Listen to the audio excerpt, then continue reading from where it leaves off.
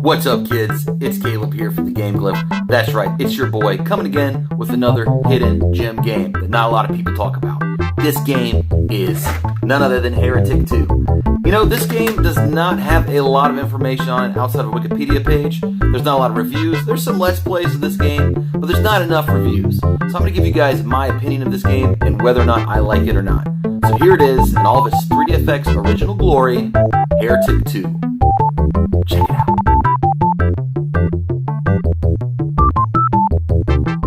Do you guys remember the game Heretic? It was a Doom clone from the mid-90s by Raven Software using the licensed Doom engine. Instead of shotguns and rocket launchers, it gets a bit more medieval when it comes to kicking that demon ass.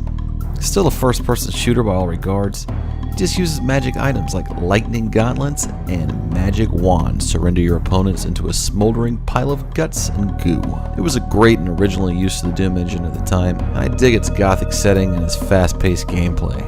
Anyways, I talked about this game in my last video, Good Old DOS Games, but very few people realize there's a sequel, aptly named Heretic II. Despite receiving good reviews amongst the media vultures, it seemed to fade away somewhat into obscurity. Making matters worse, there seems to be a squabble between id Software and Ravensoft, leaving the game and series as a whole in a vicious custody battle between two parents seemingly more worried about the possession of their demonic love child than giving the fans what they even want.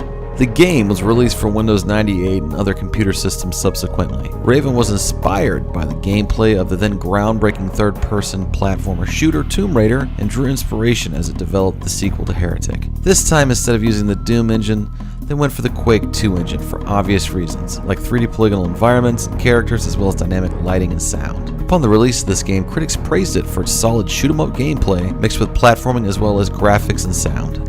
Heretic II stars the main protagonist from the first game, Corvus. As he returns to his hometown Silver Spring, he discovers the people are rendered mad from some dark plague and attacking him as well as each other. Corvus also becomes infected by the plague, but the effects are slowed considerably by the Tome of Power he received from the first game. He reluctantly sets out to save the land of Patharus. Taking control of Corvus and a new third-person perspective, it is up to you to rid the land of insanity and get to the bottom of the source of this plague infecting your elven kind. Heretic II is actually a pretty good game, being that it's pretty old. It is dated. I get it, the graphics, you know, they look pretty blocky and they're old, but there's some really good dynamic lighting here. You have to remember the time that this game was released. This really utilized the Quake 2 engine and kind of used it for a different reason that people probably weren't expecting. Deciding to switch the game to a third-person perspective really kind of gave this game a unique feel, and the graphics, again, look really, really good for its time. There's some very good dynamic lighting, some effects, and overall the character modeling, be it a bit blocky, is still pretty detailed for its time, and I was very impressed by the graphics. They put a lot of work into the detail in the environments in this game, and it really shows. I mean, you really feel like you're exploring some medieval times here. It's pretty interesting, and it can be pretty spooky at night, actually. So I would have to say the graphics, they hold up pretty well for this game, and I think that it would really do this game justice to see a nice HD remake of this game. They could go back in and rework these graphics and make them look a lot better. As far as the gameplay is concerned, the gameplay in this game is surprisingly really solid. This game mixes kind of three genres together pretty seamlessly and pretty well. This game comes across like it's going to be a run-and-gun shooter, because most of your weapons, other than your trusty staff, are projectile-based weapons. So if you switch to a first-person perspective in this game, you could almost play the entire game like an FPS. But in actuality, you can play this game in a more challenging mode, which is how I tend to enjoy this game, with your staff. It's more of a hack-and-slash game at that point, and I really enjoy it. It really shows the brutality of this game, and this game is brutal. You can lop off limbs, heads, chunks of people just fly all over the place, guts and blood. It's really a beautiful thing.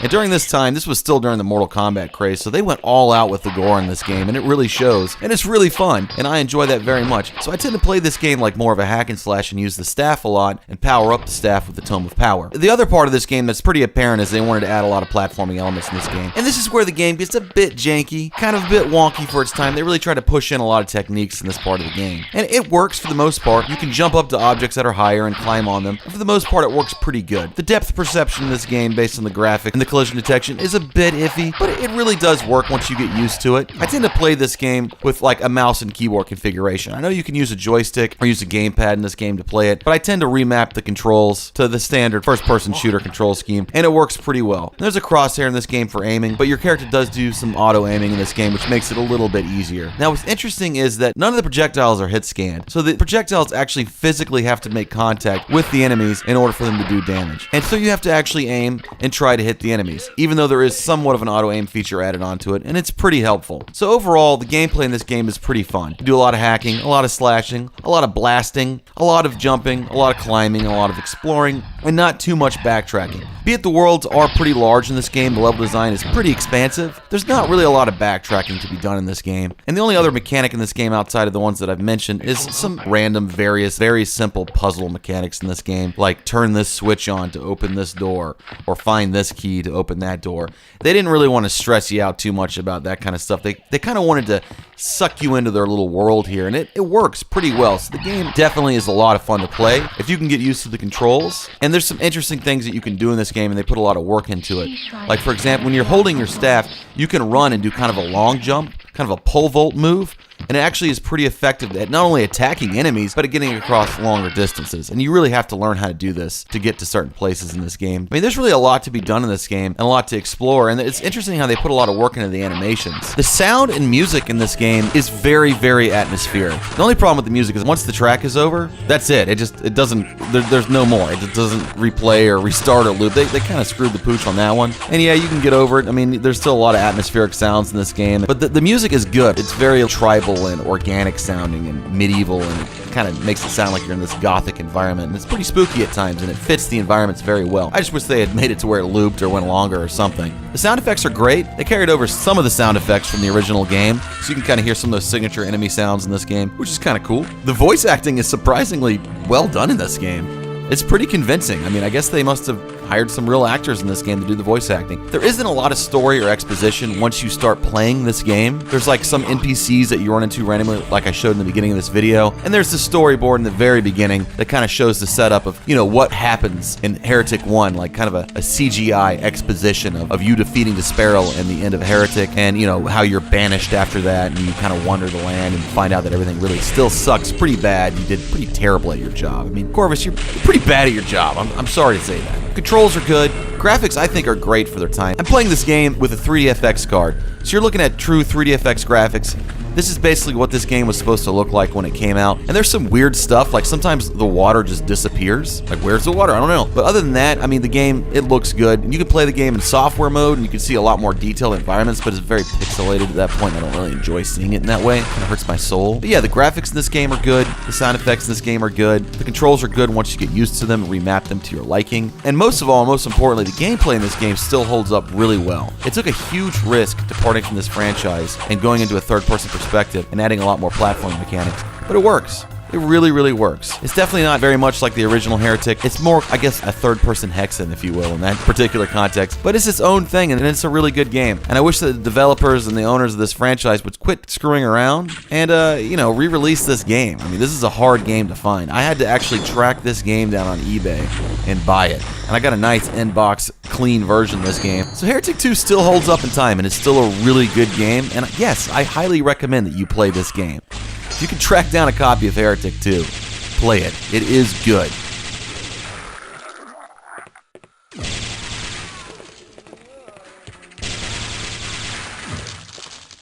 In my personal opinion, that game actually held up pretty well for being 20 years old. It was pretty much ahead of its time, if you think about it. It was running in 3DFX, so I know the graphics and the polygons are pretty simple, the texture mapping is pretty simple, but that game looked pretty good. The lighting, the action, everything was pretty smooth. The controls, you know, take a little bit to get used to, and I had to remap them for my personal liking. But let me know what you guys think of that game. Have you ever heard of it? Have you ever played it? Do you even know it existed? You should let me know in the comments below some of your thoughts on that game, and if you like this video, let me know in the comments below. Hit that like button if you haven't already. And if you haven't subscribed to my channel, you just smash that subscribe button. You just smash it. Just go smash it. I would love that if you just smash it. But again, thanks for watching my video. And until next time, I will see you all again soon.